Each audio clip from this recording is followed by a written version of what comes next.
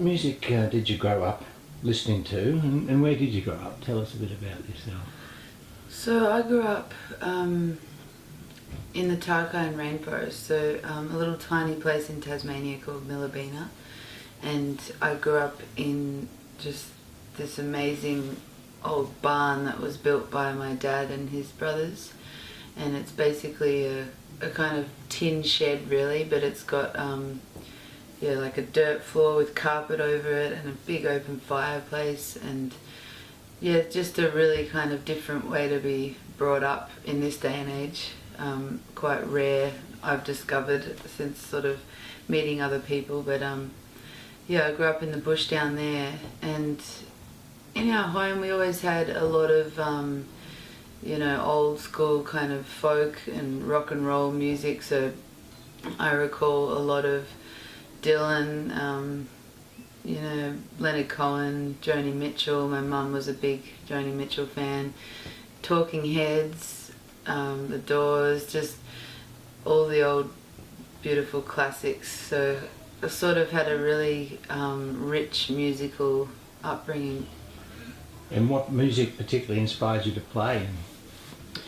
I'd have to say actually seeing early Tom Waits footage really inspired me actually.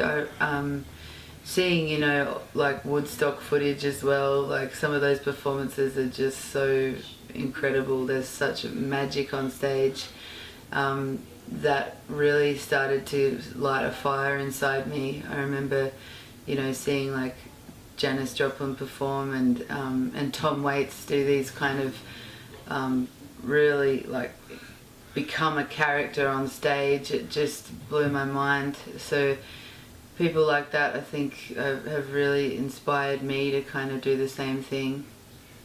And what instrument did you choose initially? Well, I was always drawn to the guitar, I think, just because we had it in the house. So, we always had like a little, what I would describe as a danger in the house, which was just a crappy old guitar that it didn't really matter if it got knocked about a bit or if kids played it. And it was a smaller size guitar that sort of just got passed down from family member to family member. So we always had guitars available, and I know that like my brothers always were playing guitar in the house, so I would sort of pick up little things from them. I was bathing in the light of a full gold moon when I first wrote to you, and I knew back then from your words that you and I, we were two fools lost to the world. But I blame the moon. I blame the moon. I blame the moon. And what is your guitar of choice?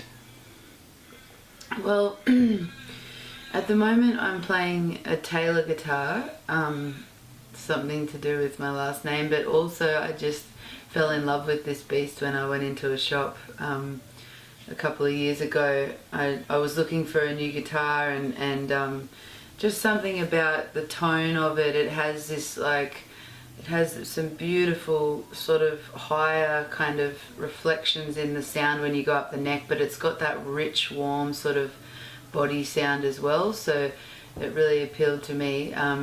So I'm just loving that at the moment, and I've recently bought a telly, so I've been, when I'm not on tour, I'm at home in my room just playing a lot of that. So yeah, I kind of, at some stage I would love to get a hollow body as well, just because I love that rich tone with an electric, the warmth of it.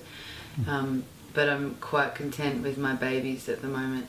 Do you use any effects pedals or loopers or stuff in your songwriting? No, not yet. I use, I do use a bit of tremolo. I find I like that with some of my like just dabbling with my electric lately. But I actually want to get into using some more pedals. I've really just picked up the electric, so I'm kind of just discovering that. But I'd like to get some pedals that give it a bit more grunt with my amp. Yeah. And do you have any plans for another record? I definitely do. Yes, I'm recording a new record this year, and I'm going to be putting it out either later this year or early next year. But I'm really getting ready for that. I'm almost there. So yeah, I'm really keen to get into the studio again and tackle that. It's a funny thing I find, like last year I felt like I wasn't in a good headspace to go and record, because when you go into a studio you want to feel good and you want to feel like really energetically positive, and yeah, and I find if you go in there kind of half-cocked, so to speak, it's sort of like it's a waste of your time and money, and you don't get the best kind of results. So I want to go in there feeling really good, so, and I'm feeling like that now, so yeah. And tell us about the Festival of Small Halls that you're leaving Port Fairy here and going off on another month or so. What is the Festival of Small Halls? So it's a bloody great concept. It's like the Festival of Small Halls was put together through Woodfordia, or like the Woodford Folk Festival. And basically it's an initiative that started in Canada, and then this is kind of like the Australian version of that.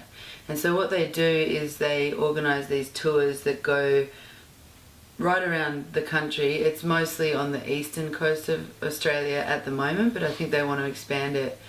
And basically they bring over a Canadian artist or an international act, but mostly it's Canadian because of the way that it's been set up through the Canadian organisation as well. And they come over and then they choose an Australian act to tour with the Canadian act. And basically we hit the road and go to lots of tiny little halls in tiny country towns. And I think that is actually the beauty of it, because you know, you're going to these little places that you otherwise wouldn't really go to, and you're bringing music to places where it doesn't get music as much. Growing up in a small town like I did, it wasn't even a town, it was more just a little bush district. When music comes to a place like that, it's really special, and the whole community comes out, and because it's kind of like, this doesn't happen every day. And so you notice when like we're going to these tiny places, the whole town seems to turn out and support it, and these halls get packed, and it's just such a beautiful feeling in the room. Oh, but on that black velvet night, there was no moon, just the stars, the sun and the sea, and you and I. So what made me surrender to you?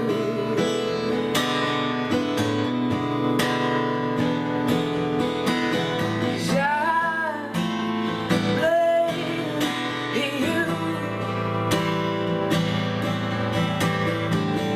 I blame you.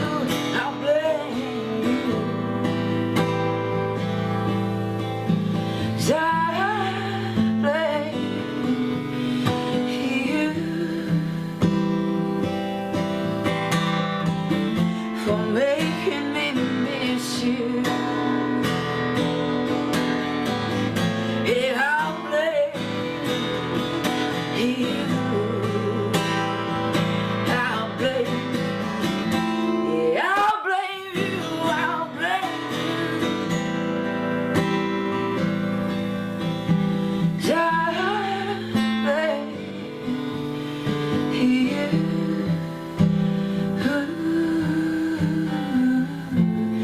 'Cause you flew away, didn't you?